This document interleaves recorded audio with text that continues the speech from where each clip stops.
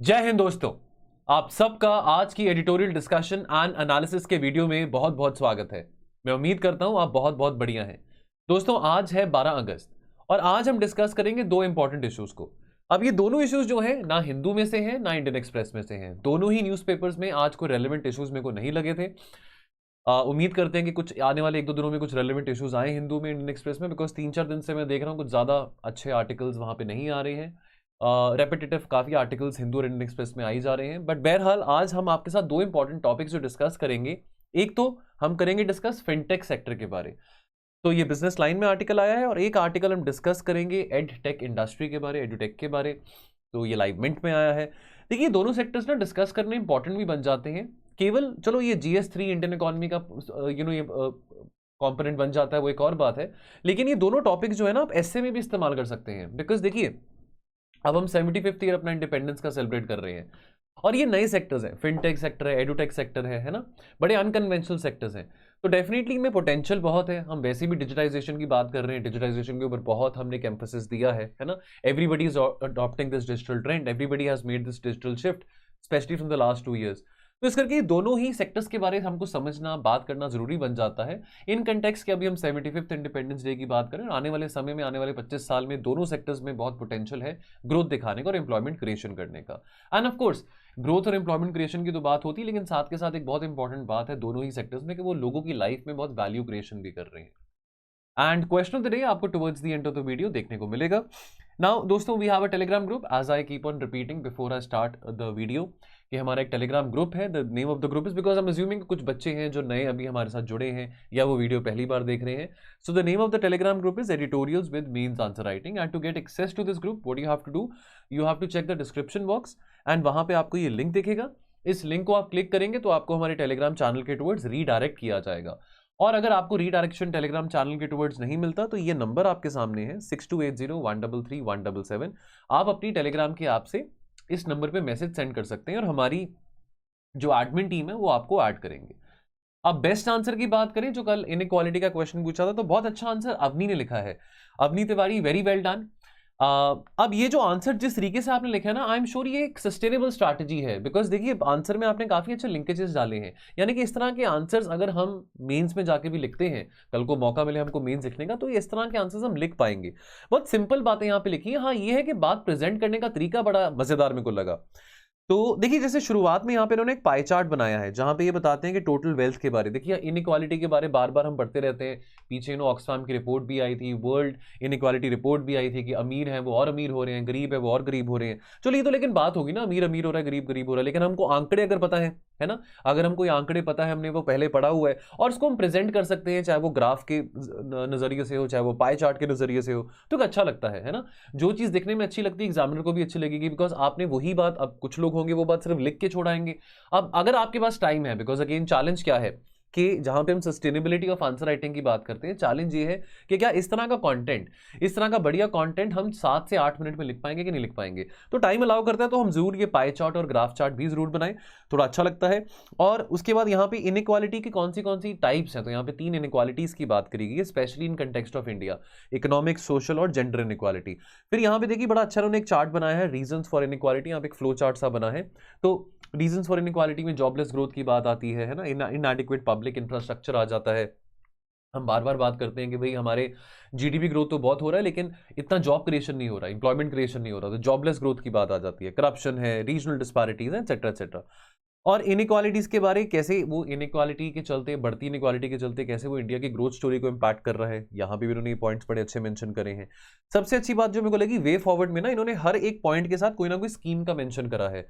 तो जैसे कि यहाँ पे increasing the reach of basic necessities की जहां पे ये बात करते हैं वे फॉरवर्ड में, अब ये एक लाइन बड़ी जेनरिक सी लगती है, लेकिन साथ में हमने कुछ स्कीम्स के बारे लिख दिया है ना, जैसे आयुष्मान भारत है, पोषण 2 है ना, निष्ठा स्कीम है, इसके बारे में लिख दिया। तो थोड़ा सा एग्जामिनर को लगेगा कि हाँ जो आप बात कहना चाह रहे हैं उसका कोई लिंकेज इस स्कीम के साथ बन रहा है कि नहीं बन रहा, तो एग्जामिनर को बात समझ आ जाएगी। एंड सिमिलरली जैसे कि यहाँ पे इंपावरिंग एमएसएमईज की बात आती है या इंप्रूविंग पब्लिक इंफ्रास्ट्रक्चर, तो कोई स्कीम अगर हमको याद है ना, डिजिटल एक्सेसिबिलिटी की बात आती है, डिजिटल इंडिया का नाम लिख दिया, तो ये स्कीम साथ के साथ ऐड करना अच्छा लगता है, ये सही रहता है।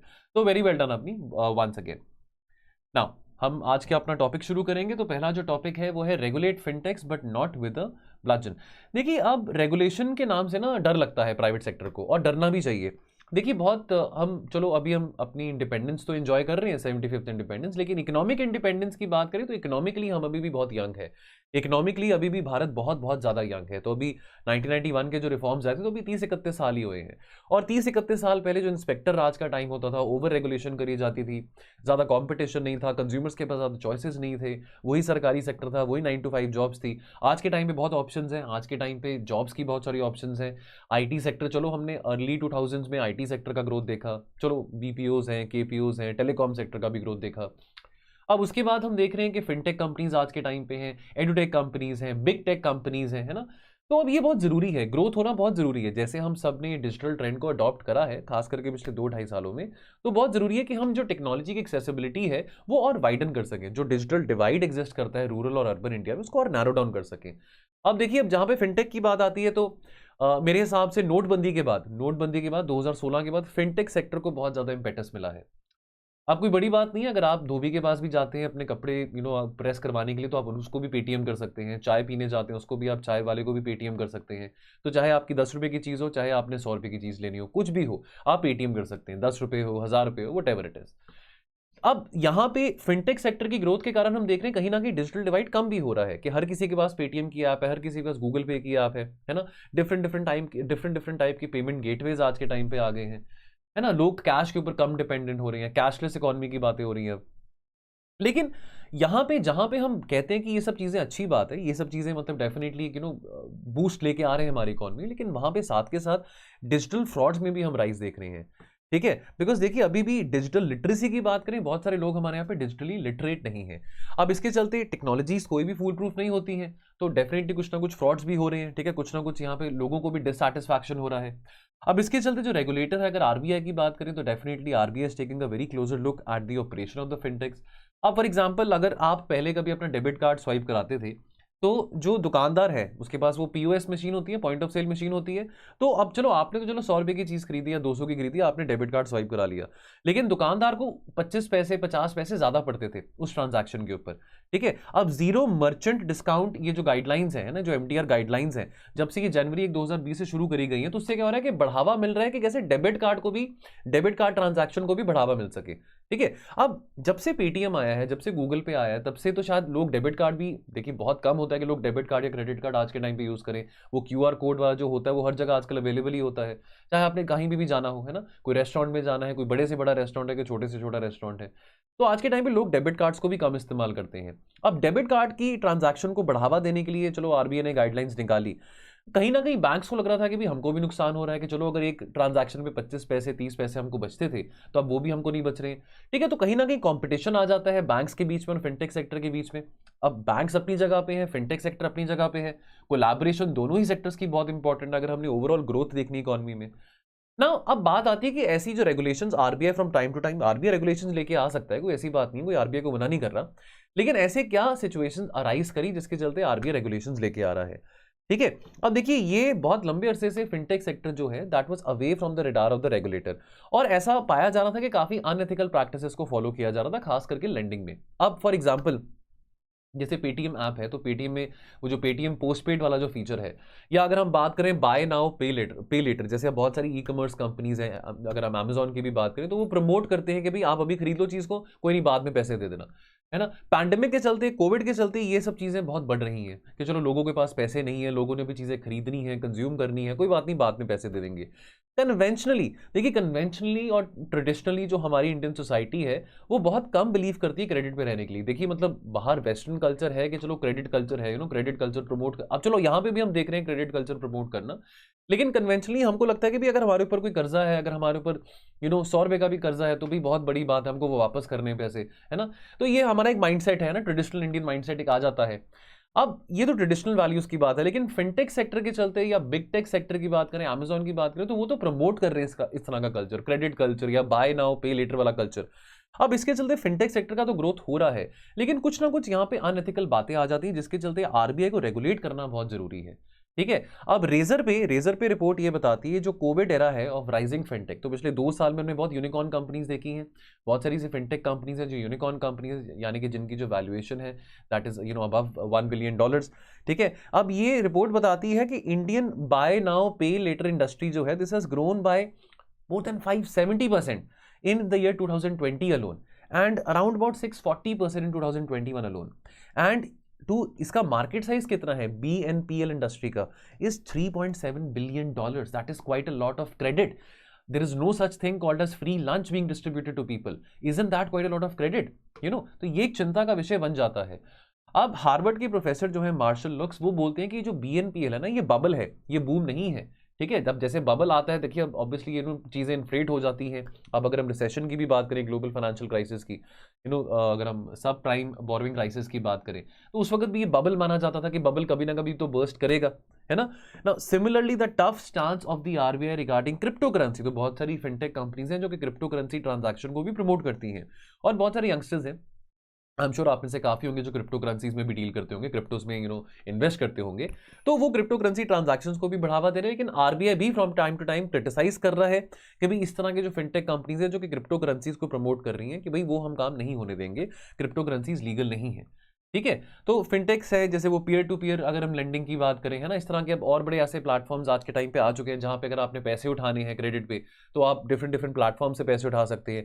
इंस्टीट्यूशनलाइज तरीका तो ये होता है कि आप बैंक के पास जाएं, आप अपना लोन लें, आपने गाड़ी लेनी है, घर लेना है, अपने बिजनेस के लिए लोन लेना है, तो लोग बैंक के पास जाते थे. अब नए तरह के प्लेटफॉर्म आ चुके हैं, क्राउड सोर्सिंग प्लेटफॉर्म है, ठीक है, जहां पे आप पैसे उठा सकते हैं. तो लेकिन बात रेगुलेशन की आ जाती है.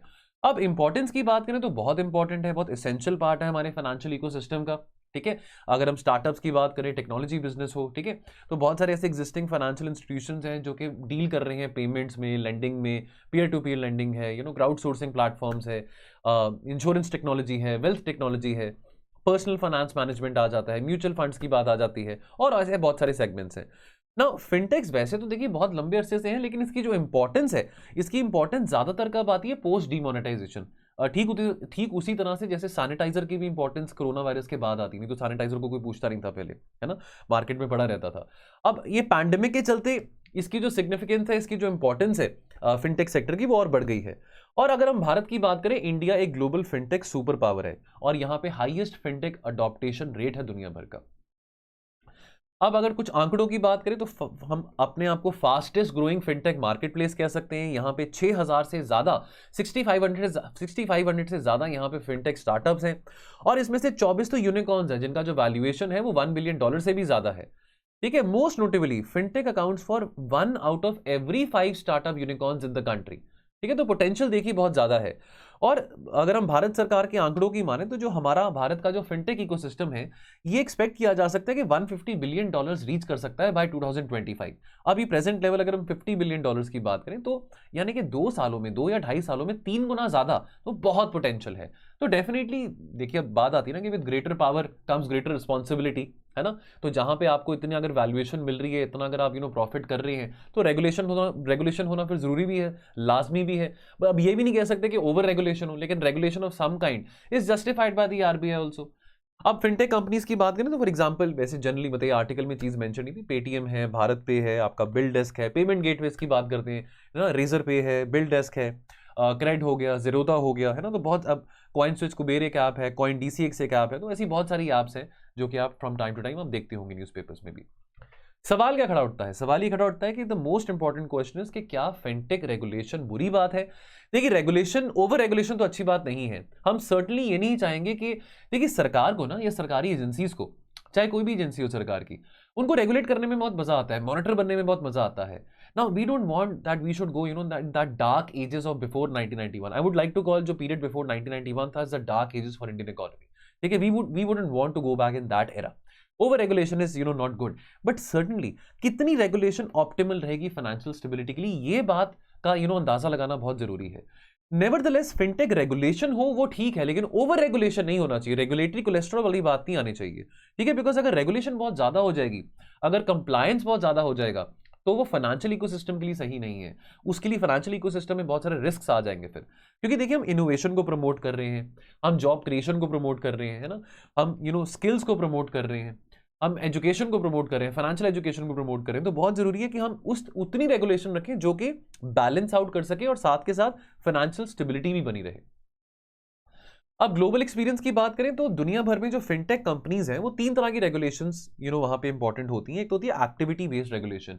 तो फॉर एग्जांपल के तौर पे अगर मैं बोलूं, जैसे identical actions are regulated equally. तो फॉर एग्जांपल 2 कंपनीज हैं, लेट्स से एक पेटीएम है और एक गूगल पे है। मतलब अब उनका लीगल, मैं एग्जांपल के तौर पे कह रहा हूं, I am just using an example कि एक पेटीएम है, ठीक है, और एक गूगल पे है, ठीक है। अब उनका लीगल स्टेटस जो मर्जी हो, ठीक है, वो रजिस्टर्ड है कि नहीं है, लेकिन दोनों का काम क्या है कि भी वो पैसे ट्रांसफर करते हैं ना, ये वो आपके अकाउंट में पैसे आ जाते हैं। अगर आपने पैसे ट्रांसफर करने किसी अकाउंट में, तो वो पेटीएम के थ्रू, गूगल पे के थ्रू, दोनों के थ्रू हो जाते हैं। या लेट्स से कि पेटीएम और गूगल पे दोनों जो है वो वॉलेट कंपनीज है ना, वॉलेट एप्स है ना। तो अब दोनों का काम करने का जो प्रोसीजर है वो सेम है, ठीक है। लेकिन अगेन यहाँ पे एक्टिविटी बेस्ड रेगुलेशन है, तो हो सकता है कि पेटीएम लीगल हो और गूगल पे लीगल ना हो, लेकिन इरिस्पेक्टिव ऑफ दैट फैक्ट, दोनों क्योंकि ऑपरेशन सेम कर रहे हैं, उनकी एक्टिविटी सेम है, तो वहां पे रेगुलेशन करी जाती है। फिर एंटिटी बेस्ड रेगुलेशन आ जाता है। अब फॉर एग्जांपल जो फिनटेक कंपनीज हैं वो तरह तरह के ऑपरेशंस में, अब जैसे तो देखिए, अब हम बैंक्स में जाते हैं, बैंक्स में से लोन लेते हैं, पैसे जमा कराते हैं, लेकिन फिनटेक कंपनीज भी हैं जो आज के टाइम पे बैंक्स को भी कंपटीशन दे रहे हैं। काफ़ी फिनटेक कंपनीज हैं जो कि डिपॉजिट भी ले रहे हैं, पेमेंट फैसिलिटेट भी कर रहे हैं, लेंड भी कर रहे हैं, ठीक है। पेटीएम की ही बात करें तो पेटीएम आपके सामने सबसे बड़ा एग्जांपल है। और आउटकम बेस्ड रेगुलेशन की बात करें, जहां पे फर्म्स जो हैं they are required to ensure certain fundamental common and technology related aspects. अब नए चैलेंजेस की बात करें तो जैसे फिनटेक्स फर्म का जो साइज है वो ग्रो कर रहा है, ठीक है, उनका जो टाकरा होगा, उनका जो एनकाउंटर होगा रेगुलेटरी अथॉरिटीज के साथ, वो भी बढ़ेगा। तो एक सेंसिबल रेगुलेशन की बहुत ज्यादा यहां पे आवश्यकता है। सेंसिबली रेगुलेट करो ट्रांसपेरेंसी के साथ, वो फाइनेंशियल सेक्टर के लिए भी बहुत अच्छा रहेगा, वो स्ट्रेंथन करेगा फाइनेंशियल सेक्टर को और फिनटेक सेक्टर को भी, और ये फैसिलिटेट करेगा इंडियन इकोनॉमी को, बिकॉज हम इनोवेशन की बात करते हैं, हम अब चाहते हैं कि आने वाले समय में और ग्रो करें, ठीक है। तो इस करके बहुत जरूरी है कि इस तरह की रेगुलेशन हो जो कि इनोवेशन को भी फैसिलिटेट करे और हमारी ग्रोथ को भी इंपैक्ट ना करे। बिकॉज लेट्स नॉट फॉरगेट, अगर फिनटेक सेक्टर का पोटेंशियल अभी आने वाले 3 सालों में थ्राइस है, यानी कि अगर आज $50 बिलियन है और आने वाले 3 सालों में $150 बिलियन का पोटेंशियल रखता है, तो we wouldn't want to kill this sector with over regulation. तो ये यहाँ पे एक सेंट्रल बात जो है समझने को है। फिर बैंक्स की बात करें, जब फिनटेक सेक्टर, जब ये बिजनेस फिनटेक सेक्टर में शुरू हुआ था, तो उस वक्त बहुत सारे जो बैंक्स थे, अगर हम एनबीएफसीज की भी बात करें, यानी कि जो नॉन बैंकिंग फाइनेंशियल कंपनीज हैं, they started feeling very threatened, ठीक है। लेकिन विद एवोल्यूशन ऑफ टाइम, अब with evolution of the financial ecosystem, दोनों बैंक्स भी और फिनटेक सेक्टर भी दोनों साथ के साथ ही काम कर रहे हैं, कोऑपरेटिवली काम कर रहे हैं, कोलैबोरेटिवली काम कर रहे हैं। Competition is not the solution, है ना। अगर हमने दुनिया भर की कॉम्प्लिकेटेड प्रॉब्लम से लड़ना है तो हमको यहाँ पे अक्रॉस द मल्टीपल सेक्टर्स यहाँ पे कोलैबोरेशन दिखाना पड़ेगा। बैंक्स को आईटी सेक्टर के साथ कोलैबोरेशन दिखाना पड़ता है, बैंक्स फिनटेक सेक्टर के साथ, कहीं ना कहीं देखिए बैंक्स और फिनटेक के बीच में कॉमन क्या है, आईटी सेक्टर है। तो collaboration between 2 sectors is very very important, है ना। तभी जाके हम जो कॉम्प्लिकेटेड प्रॉब्लम्स है सोसाइटी के, उसके साथ डील कर सकते हैं। अब आज के टाइम में banks they don't see fintechs as a very big threat, ठीक है, but as a very very valuable partner in increasing their penetration, in increasing the reach and connectivity with the wider audience, with the consumers. तो example की बात करें यहाँ पे, तो अगर हम अगस्त 2021 की बात करें, पिछले साल की बात है, तो आरबीआई ने अलाउ किया था कि प्राइवेट सेक्टर जो लेंडर है वो स्टार्ट कर सकते हैं नए क्रेडिट कार्ड्स को इशू करने के लिए, ठीक है। तो एचडीएफसी बैंक ने कोलैबोरेट किया था पेटीएम के साथ क्रेडिट कार्ड्स को डिस्ट्रीब्यूट करने के लिए, ठीक है। अब इस पार्टनरशिप के चलते जो 2 बड़े बड़े जो फाइनेंशियल इंस्टीट्यूशंस हैं, ठीक है, they were aiming to build comprehensive solutions across the payment gateway. तो फॉर एग्जांपल अगर हम क्रेडिट प्रोडक्ट्स की बात करें, इंक्लूडिंग पेटीएम पोस्ट पेड, ठीक है, which is buy now pay later solution kind of a gateway, easy EMI, flexi pay, तो इस तरह के जो प्लेटफॉर्म्स हैं, तो यानी कि बैंक्स और इस तरह की जो कंपनीज हैं, चाहे वो पेटीएम हो या बाकी पेमेंट गेटवे कंपनीज हो, तो वो कोलैबोरेट करके इस तरह के प्रोडक्ट्स लॉन्च कर रहे हैं। Now, what are the challenges to fintech? सबसे बड़ा चैलेंज फिनटेक को आता है बिग टेक से। बिग टेक यानी कि आपका गूगल हो गया, आपका अमेजॉन हो गया, आपका फेसबुक हो गया, ठीक है। अब व्हाट्सएप पे है, अमेजॉन पे है, तो वो तो देखिए पेमेंट गेटवेज वाले ऑप्शंस तो वो भी कर रहे हैं, है ना। तो अब उनके पास तो चलो एक फिनटेक कंपनी है, लेट्स से वो ज़ीरोधा है, या लेट्स से वो पेटीएम है, या लेट्स से वो भारत पे है। उनका जो कस्टमर बेस होगा वो बहुत कम होगा, बहुत नारो होगा as compared to company like Facebook और as compared to company like Amazon, जिनका बहुत सिग्निफिकेंट ग्लोबल प्रेजेंस भी है। और बिग टेक्स जो है वो नई तरह की टेक्नोलॉजीज यूज करते हैं, विच इनेबल्स द फिनटेक स्टार्टअप्स कि वो अनबंडल कर सकते हैं अपनी फाइनेंशियल सर्विसेज को। और दोनों बिग टेक और फिनटेक दोनों ही बहुत क्रिटिकल है हमारी इकोनॉमी के लिए, दोनों बहुत रिक्वायर्ड है, लेकिन दोनों डिफरेंट तरह के रेगुलेटरी चैलेंजेस पोज करते हैं और दोनों को ही रेगुलेट करना बहुत जरूरी है डिफरेंट तरीके से। अब अंत में कंक्लूजन में ये बात कही गई कि जो बिग टेक्स पेनिट्रेशन है ये आने वाले टाइम में they will pose new and complex trade offs. अगर फाइनेंशियल स्टेबिलिटी की बात करें, बिकॉज ये भी बिकॉज ऑब्वियसली ये भी प्रमोट कर रहे हैं क्रेडिट कल्चर को जो बिग टेक कंपनीज हैं। कंपटीशन की बात करें, डेटा प्रोटेक्शन की बात करें, तो डेटा प्रोटेक्शन को लेकर हम बहुत बार पहले भी बात कर चुके हैं। तो डेटा प्रोटेक्शन, बिकॉज जहां पे ये बिग टेक कंपनीज हैं, इनके पास इतना सारा डेटा है कंज्यूमर्स का, और वो भी उनका पर्सनल डेटा उनके पास स्टोर्ड रहता है। तो डेटा प्रोटेक्शन भी बहुत जरूरी है कि कैसे आने वाले टाइम में जो रेगुलेटरी एजेंसीज हैं वो इन तीनों चीजों के बीच में बैलेंस मेंटेन कर पाएंगे, डेटा प्रोटेक्शन के बीच में, फाइनेंशियल स्टेबिलिटी के बीच में, और कंपटीशन के बीच में। तो जहां पे फाइनेंशियल स्टेबिलिटी और कंपटीशन की बात आती है, बिकॉज बिग टेक कंपनीज भी जो है वो भी कंपीट करती हैं इस तरह की फिनटेक कंपनीज के साथ, as far as promoting financial products is concern, promoting the inclusion of financial products is concern. तो दोस्तों ये हमारा आर्टिकल फिनटेक का था। बाकी जो अगला आर्टिकल हमारा रहेगा एडुटेक के बारे रहेगा। अब Indian edtech industry is taking India to the world. तो देखिए दोस्तों, जैसे अब स्लीपी क्लासेस है, अनअकैडमी है, अगर हम बाइजूस की बात करें तो ये क्या है, ये एडुटेक प्लेटफॉर्म्स है। अब इस तरह के बहुत सारे प्लेटफॉर्म्स हैं, पिछले 2 साल में तो ऐसे बहुत सारे प्लेटफॉर्म्स हमारे सामने आए हैं कोरोना वायरस के चलते। ठीक है, बहुत पोटेंशियल प्लेटफॉर्म्स हैं, जॉब क्रिएशन का भी पोटेंशियल रखते हैं, वैल्यू क्रिएशन कितना कर रहे हैं। अब ये तो कभी किसी ने नहीं सोचा होगा कि भाई स्कूल बंद हो जाएंगे, कॉलेजेस बंद हो जाएंगे, ये चलो एक दिन की छुट्टी और बात होती है, 1 महीने की गर्मियों की छुट्टी और बात होती है, लेकिन किसी ने ये नहीं सोचा होगा कि 1.5 साल के लिए, 2 साल के लिए सब कुछ बंद हो जाएगा। तो लेकिन पढ़ाई तो नहीं रुक सकती है। अब ये पैंडेमिक के टाइम पे हमने देखा कि कैसे पढ़ाई नहीं रुकी। अब अगर हम एडुटेक सेक्टर की बात करें, चाहे वो यूट्यूब के माध्यम से हो, चाहे वो जूम के माध्यम से हो, चाहे वो किसी और प्लेटफॉर्म के माध्यम से हो, तो एजुकेशन का जो एक्सेस है वो बच्चों को मिलता रहा किसी ना किसी फॉर्म में। अब इसमें बहुत बड़ा जो अगर कंट्रीब्यूशन है वो प्राइवेट सेक्टर का रहता है। ठीक है, obviously public sector had acted like a facilitator, because obviously guidelines तो पब्लिक सेक्टर के द्वारा ही ले डाउन करी जाती हैं। लेकिन हमारे एजुकेशन सेक्टर ने एक बहुत बूम देखा, खास करके एड टेक फंडिंग में पिछले 2 सालों में। चलो अब ऑफलाइन क्लासेस फिर शुरू हो चुकी हैं। अब ये भी एक बात है कि चलो एक ऑफलाइन टीचिंग या ऑफलाइन क्लासेस की जो बात होती है वो अपनी ही बात होती है। nobody can replace a teacher standing in front of 20, 30, 40, 50 students and explaining to the students जो भी complicated subjects होते हैं, जो भी topics होते हैं। ठीक है, बट सर्टनली ये तो हमको पता ना कि पैंडेमिक के चलते अब ये भी नहीं है कि अगर चलो क्लासरूम्स नहीं है, अगर फिजिकल एक्सेस नहीं हो पा रहा, लेकिन पढ़ाई नहीं रुकनी चाहिए। चाहे आप एसएससी का एग्जाम दे रहे हैं, चाहे आप नीट का एग्जाम दे रहे हैं, चाहे आप यूपीएससी का एग्जाम दे रहे हैं, चाहे आप कोई बोर्ड एग्जाम दे रहे हैं, चाहे आप क्लास 5 का एग्जाम दे रहे हैं, हर एक चीज के लिए आपके पास इंफॉर्मेशन है, हर एक चीज के लिए आपके पास वीडियोस अवेलेबल होते हैं। ठीक है, तो कुछ ना कुछ एडवांटेजेस तो हैं कि आप घर बैठ के कहीं से भी बैठ के आप अपनी पढ़ाई कर सकते हैं। आप किसी ज़माने में कहते थे कि हमको दिल्ली जाना पड़ेगा यूपीएससी की तैयारी करने के लिए, अब कोई ऐसी बात भी नहीं है, आप कहीं मर्जी बैठे हैं, चाहे आप मेघालय में बैठे हैं, चाहे आप कश्मीर में बैठे हैं, चाहे आप कन्याकुमारी में बैठे हैं, चाहे आप दमन एंड दीव में बैठे हैं, जहां मर्जी बैठे हैं, आप कहीं मर्जी बैठ के आपको क्या चाहिए, आपको बस एक इंटरनेट कनेक्शन चाहिए। ठीक है ना, but it is time to decide what the new normal looks like. अब ये क्या आने वाले समय में will this be the new normal कि बच्चे स्कूल नहीं जा रहे हैं और घर बैठ के लैपटॉप पे, टैबलेट पे, अपने फोन पे ही क्लासेस अटेंड कर रहे हैं। तो अब ये इस बात को एड्रेस करना बहुत जरूरी है। तो जहां पे बेनिफिट्स की बात आती है, अब देखिए एजुकेटर्स हैं, पेरेंट्स हैं, स्टूडेंट्स हैं, उन्होंने बहुत लंबे अरसे से वो कंप्लेन करते रहते थे कि भाई एक तरह की अप्रोच जो है, एक तरह का जो मॉडल है ना कन्वेंशनल स्कूलिंग का, वो हर किसी को फिट नहीं बैठता। देखिए कितने सालों से बात हम सुनते आ रहे हैं, एटलीस्ट मतलब मेरी स्कूलिंग टाइम से भी हम ये बात करते आते थे कि भाई रट्टाफिकेशन बहुत होता है क्लासेस में, है ना। तो वो टीचर के कोई 2 या 3 फेवरेट स्टूडेंट होंगे, बस वो रट्टा लगा के आएंगे, वो हर एक चीज़ का आंसर देंगे, और बाकी स्टूडेंट्स को भी टीचर टाइम नहीं देते हैं, टेंशन नहीं देते हैं। अब एडुटेक के चलते क्या है, एडुटेक के चलते आपको स्पेसिफिकली टेलर्ड क्लासेस मिलती हैं, स्टूडेंट ओरिएंटेड क्लासेस आपको मिलती हैं, आपको बहुत स्पेसिफिक कंटेंट का एक्सेसिबिलिटी मिलती है। ठीक है, और उसी पेस पे उतनी ही गति में जिस जोन में और जिस कंफर्ट में स्टूडेंट्स रह सकते हैं। ठीक है, तो बच्चों को पर्सनलाइज रिकमेंडेशंस मिलती हैं, पर्सनलाइज फीडबैक्स मिलते हैं। ठीक है, based on the data, based on based on whatever contribution the students are doing. अगर कोई आंसर राइटिंग कंपटीशन है, कोई एमसीक्यूज टेस्ट है, तो जैसे अगर आप वो परफॉर्म कर रहे हैं टेस्ट में, तो आपको उसके बेसिस पे आपको पर्सनलाइज रिकमेंडेशन मिलेगा, है ना।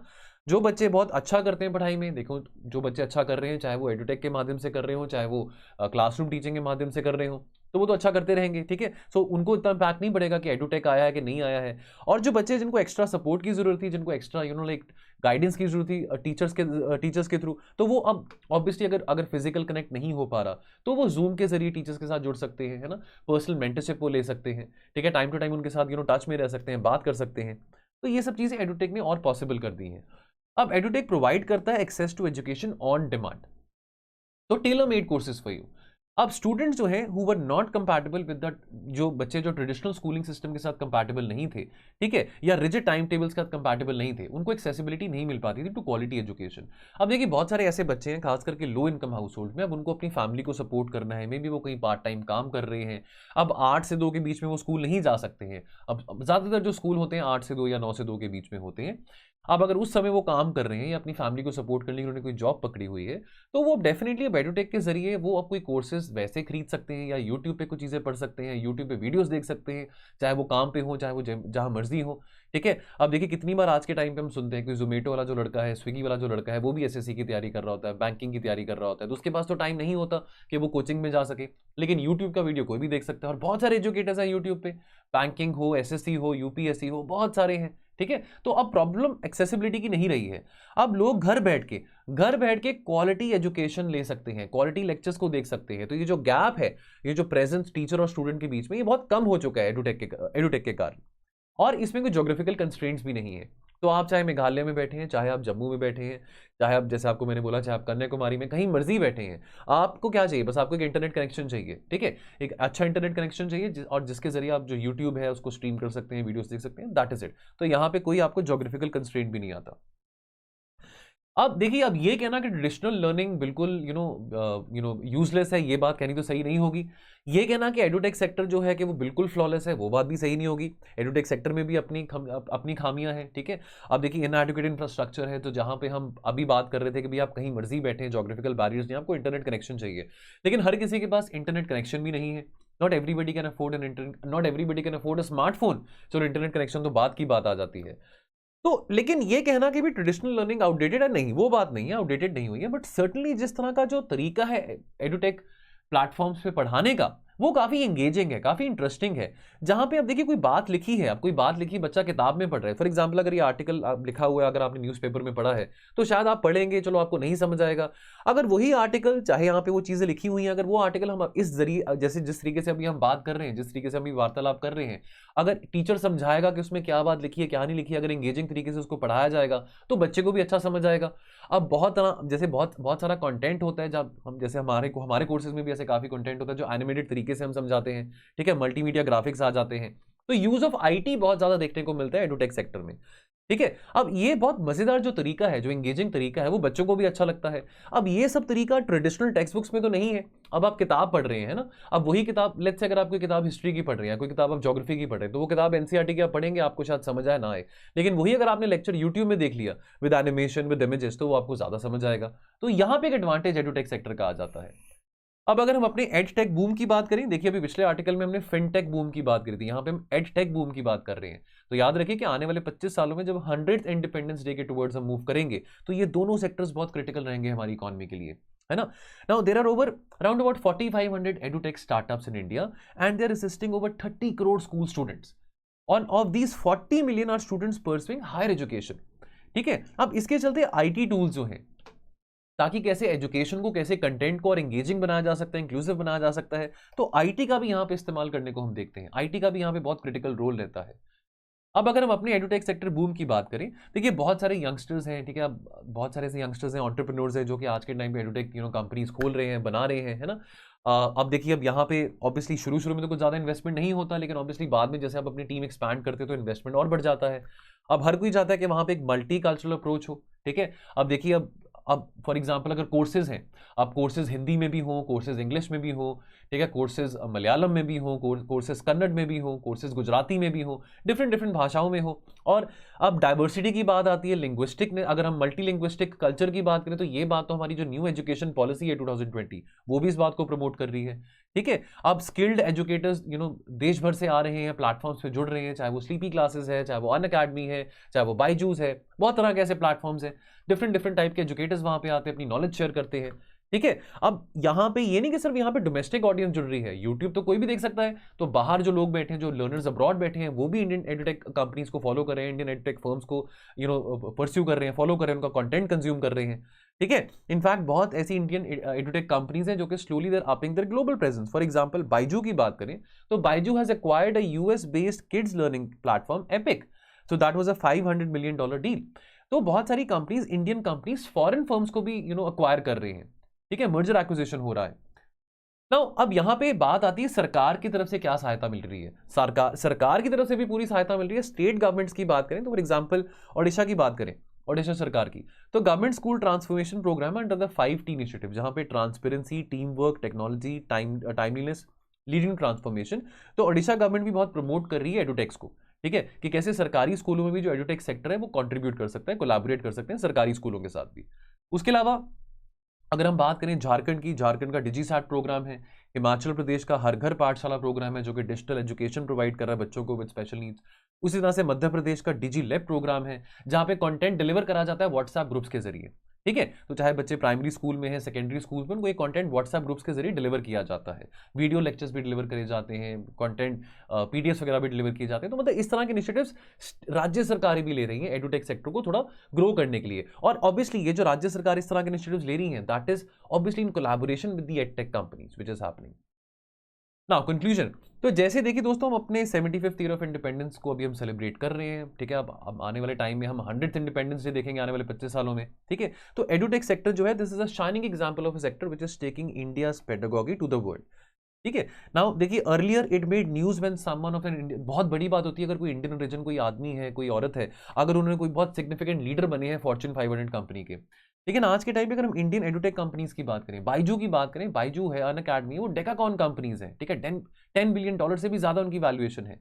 तो आज के टाइम में जो इंडियन एडटेक कंपनीज हैं, ठीक है, वो हमारे तौर तरीके यूज करके, इंडियन तौर तरीके यूज करके, आईटी के इस्तेमाल से वो बहुत बड़ा डिफरेंस क्रिएट कर रहे हैं। चलो पैसे कमाने एक और बात है, लेकिन सोसाइटी में वैल्यू बहुत क्रिएट कर रहे हैं, बच्चों में बहुत वैल्यू क्रिएट कर रहे हैं। तो ये बात दोस्तों एजुकेशन सेक्टर से संबंधित थी जो इस आर्टिकल में थी। बाकी क्वेश्चन ऑफ द डे क्या बनता है? क्वेश्चन है, how can fintech sector help address the digital literacy divide in India? ये एक पार्ट है इस क्वेश्चन का। Justify the need to regulate the fintech sector, ये दूसरा पार्ट इस क्वेश्चन का है। तो इसका आंसर आप कल तक लिखिए और जो बेस्ट आंसर होगा वो हम आपके साथ वीडियो में शेयर करेंगे।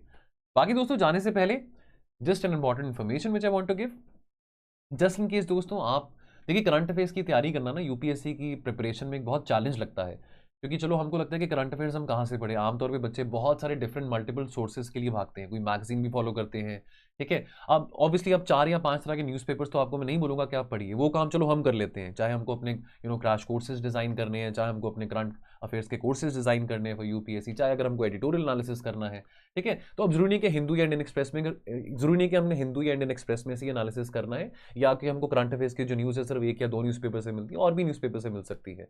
लेकिन अब वो काम आप नहीं कर सकते बिकॉज आपके पास इतना टाइम नहीं है। तो यदि दोस्तों आप कॉम्प्रिहेंसिव करंट अफेयर्स कोर्स हमारा ज्वाइन करना चाहते हैं, लेना चाहते हैं, तो आप हमारे कोर्स को अवेल करने के लिए हमारे टोल फ्री नंबर पे कॉल कर सकते हैं। ये हमारा टोल फ्री नंबर है 1800890303। इस करंट अफेयर्स कोर्स में आपके साथ जो कवरेज करी जाएगी, आपके साथ जो टॉपिक्स डिस्कस किए जाएंगे, सब्जेक्ट वाइज होंगे, यानी कि every day will be a different subject. Monday को ज्योग्राफी, ट्यूसडे को हिस्ट्री, वेडनेसडे को economy and so on. And आपके साथ जो टॉपिक्स शेयर किए जाएंगे उनका क्या रेलेवेंस है प्रीलिम्स पॉइंट ऑफ व्यू और मेंस पॉइंट ऑफ व्यू, वो भी आपके सामने रखा जाएगा। अलॉन्ग विद दैट, अगर उस टॉपिक से ओरिएंटेड कोई पीवाईक्यू है, रेलेवेंट पीवाईक्यू है, तो वो भी आपके साथ डिस्कस किया जाएगा। और उसी तरह से अगर आप चाहें तो आप अपना इंडिविजुअल बंडल ऑफ कोर्सेज भी क्रिएट कर सकते हैं। आपको लगता है कि मैं अपनी यूपीएससी की तैयारी खुद कर सकता हूं या खुद कर सकती हूं, लेकिन मुझे लगता है कि मेरी इकॉनमी बहुत वीक है, या मुझे लगता है कि मेरे को एथिक्स का नहीं समझ आ रहा कि मैं कहाँ से पढ़ूं, या मुझे एनवायरनमेंट का नहीं समझ आ रहा कि मैं कहाँ से पढ़ूं, तो अगर आप चाहें, आपने कोई भी 1 या 2 सब्जेक्ट का अगर आपने कोर्स कंपाइल करना है तो आप कर सकते हैं। अगेन, इन सभी कोर्सेज के साथ जो भी आप कोर्स लेंगे, आपको साथ के साथ मंथली करंट अफेयर्स भी मिलेंगे पर्टिनेंट टू दिस कोर्स, और आपको जो कंटेंट मिलेगा वो प्रीलिम्स और मेंस दोनों के ओरिएंटेड रहेगा। तो ये कुछ इन्फॉर्मेशन थी दोस्तों। बाकी दोस्तों हम मिलेंगे कल अपने एनालिसिस के साथ। तो आप अपना ख्याल रखिए और पढ़ते रहिए। Thank you so much. जय हिंद।